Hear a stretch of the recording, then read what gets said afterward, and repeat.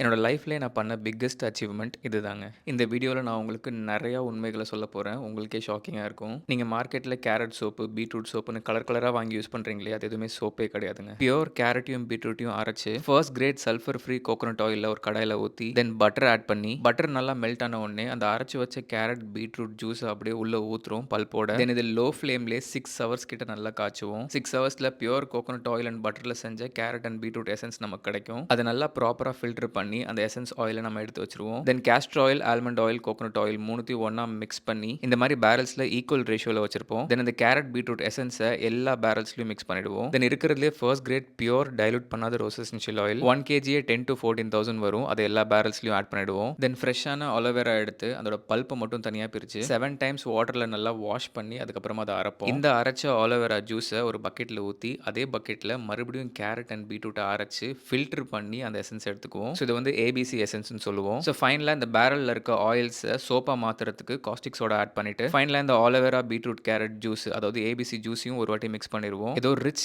Caramel cream மாதிரி இருக்குல்ல. இத ரசிக்கிறதுக்குலாம் டைம் இருக்காது. டக்குன்னு இமிடியேட்டா இந்த மோல்டுக்குள்ள ஊத்தணும். இல்லனா சோப் ப்ராசஸ் ஸ்டார்ட் ஆக ஆரம்பிச்சிரும். கட்டி ஆயிடும். ஒரு 10 மினிட்ஸ்ல நேச்சுரல் சோப் ப்ராசஸ் ஸ்டார்ட் ஆகும் பாருங்க. லாவா மாரி வெடிச்சு. இதுதாங்க real traditional soap making method. ஒரு பேட்ச்க்கு இந்த மாரி 8 மோல்ட்ஸ் ரெடி பண்ணுவோம். இப்ப நல்லா பீட்ரூட் கலர்ல இருக்கா?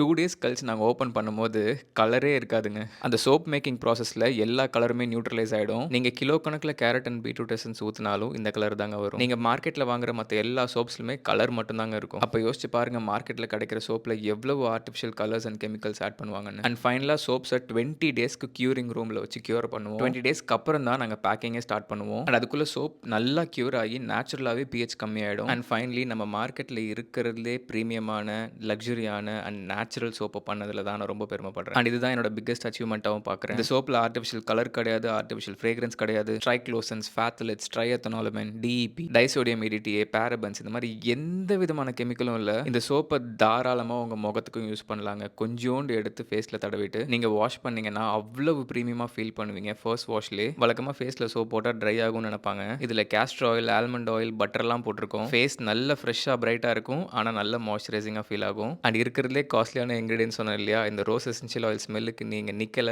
நான் இத விக்கல. பட் ஆல்ரெடி இந்த ப்ராடக்ட்ட 10,000 பீப்பிள்க்கு மேல ஆர்டர் பண்ணியிருக்காங்க. நீங்க Amazon, Flipkartல ஜஸ்ட் ரீன் நேச்சுரல்ஸ்ன்னு சர்ச் பண்ணாலே போதும். என் பிராண்ட் உங்களுக்கு ஃபர்ஸ்ட் வந்துரும். அண்ட் என்னோட ஓன் வெப்சைட் reennaturals.inலயும் இந்த ப்ராடக்ட்ஸ் அவைலபிளா இருக்கும். அண்ட் சோப் மட்டும் இல்லங்க. என்னோட ஒரு ப்ராடக்ட்டுக்கும் அவ்ளோ எஃபோர்ட்ஸ் போட்டு இருக்கிறதுலே பெஸ்ட் இன்கிரிடியன்ட்ஸ் சோர்ஸ் பண்ணி நான் மேனுஃபேக்சர் பண்ணியிருக்கேன். ட்ரை பண்ணி பாருங்க.